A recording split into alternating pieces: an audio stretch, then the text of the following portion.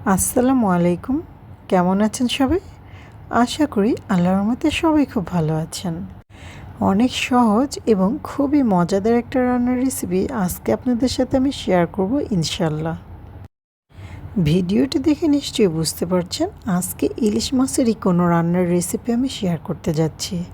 আজকে যে রান্নার রেসিপিটি শেয়ার করব তার নাম হচ্ছে সরষে ইলিশ। তো খুবই মজাদার এই সরষে ইলিশের রান্নাটা কতটা সহজে করা যায় চলুন সেই ভিডিওটি দেখে নিচ্ছি। সরষে ইলিশ রান্না করার জন্য এখানে আমি ইলিশ মাছের টুকরা নিয়ে নিয়েছি 6টা। এর মধ্যে আমি দিয়ে দিচ্ছি আধা চা চামচ পরিমাণ লবণ, সামান্য পরিমাণ দিয়ে দিচ্ছি হলুদের গুঁড়া। লবণ এবং হলুদ দেওয়া হয়ে গেলে এখন আমি এই মাছের সাথে খুব ভালোভাবে মেখে নেব। এর মধ্যে কিন্তু আর কোনো কিছু দেওয়ার প্রয়োজন নেই। খুব ভালোভাবে দুপাশে উল্টে পাল্টে এই হলুদ এবং লবণ দিয়ে মেখে মাছটাকে কিছুক্ষণের জন্য ম্যারিনেট করে রেখে দিব। মাছগুলো এভাবেই ম্যারিনেট করে রেখে দিব এবং এরই মধ্যে আমি রেডি করে নিচ্ছি সরিষা। এখানে আমি একটা বাটি নিয়ে নিয়েছি এবং এই বাটির মধ্যে আমি এখন দিয়ে দিচ্ছি 5 টেবিল চামচ সরিষা। 5 টেবিল চামচ সরিষা নেওয়া হয়ে গেলে এখন আমি এর মধ্যে দিয়ে দিচ্ছি 3টা কাঁচামরিচ। এখন আমি এই সরিষাগুলোকে খুব পরিষ্কার করে ধুয়ে নিব। আমি এরকম একটা চালনিতে করে সরিষাগুলো ধুয়ে নিয়েছি। এভাবে ধুলে কিন্তু এতে করে সরিষা পড়ে যাওয়ার কোনো রকম সম্ভাবনাই থাকে না। এখন আমি একটা ব্লেন্ডারের জারের মধ্যে সরিষাগুলো দিয়ে দিলাম। এর মধ্যে আমি এখন দিয়ে দিচ্ছি 1 চা চামচ পরিমাণ লবণ। এখন আমি সরিষাগুলোকে ব্লেন্ড করে নেব। এই জন্য কিন্তু এর মধ্যে পানি দিয়ে দিচ্ছি অল্প পরিমাণ। সরিষাগুলো ব্লেন্ড করে নিলাম। এখন এই সরিষাগুলোকে একটা ছাঁকনিতে ঢেলে আমি ছেঁকে নেব। এভাবে ছেঁকে নেওয়ার কারণে যে উপকারটা হবে সেটা হচ্ছে সরিষার উপরে যে কালো আবরণটা থাকে সেটা আলাদা হয়ে যাবে এবং এতে করে সরিষার তিতা ভাবটাও কিন্তু একটু কমে আসবে।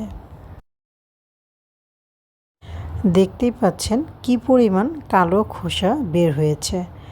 এখন আমি ফ্রেশ যে সরিষাটা আছে দেখতে পাচ্ছেন যে ছেঁকে নিয়েছি, এটা দিয়ে আমি মাছ রান্না করব। মাছ রান্না করার জন্য চুলায় আমি একটা পাতিল দিয়েছি। পাতিলটা গরম হয়ে আসলে আমি এর মধ্যে সরিষার তেল দিয়ে দিলাম 3 থেকে প্রায় 4 টেবিল চামচ পর্যন্ত। এই তেলের মধ্যে আমি এখন দিয়ে দিচ্ছি আধা চা চামচ পরিমাণ আস্ত সরিষা। সরিষাগুলো হালকা একটু নেড়েচেড়ে আমি অল্প কিছুক্ষণ ভেজে নেব। এখন আমি এর মধ্যে দিয়ে দিচ্ছি আধা চা চামচ পরিমাণ গুঁড়া হলুদ। এই পর্যায়ে কিন্তু চুলার আঁচটা একদম লোতে রাখতে হবে, তাছাড়া কিন্তু গুঁড়া হলুদটা পুড়ে কালারটাও নষ্ট হয়ে যাবে, ঘ্রাণটাও নষ্ট হয়ে যেতে পারে।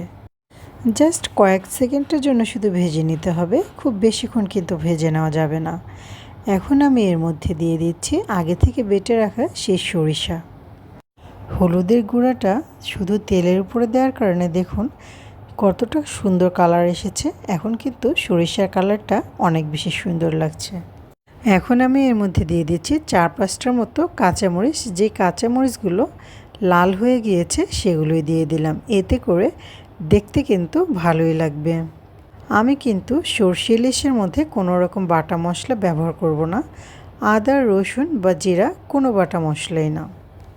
আধা চা চামচ পরিমাণ দিয়ে দিচ্ছি শুকনো মরিচের গুঁড়া।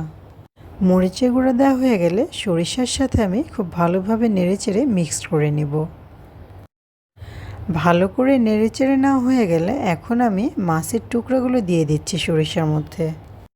ইলিশ মাছ কিন্তু সাধারণত খুব নরম হয়ে থাকে, এটা কিন্তু নাড়াচাড়া বেশি করলে ভেঙে যাওয়ার সম্ভাবনা থাকে। মাছগুলো যেন ভেঙে না যায় এই জন্য চুলায় দেওয়ার সাথে সাথে এগুলো উল্টে পাল্টে দেওয়ার কোনোই দরকার নেই। এরকমভাবে কড়াইটা একটু ঘুরিয়ে দিবেন, এতে করে সবগুলো মাছের মধ্যে মশলার ফ্লেভার এবং স্বাদ সম্পূর্ণ ভালোভাবে ঢুকে যেতে পারবে।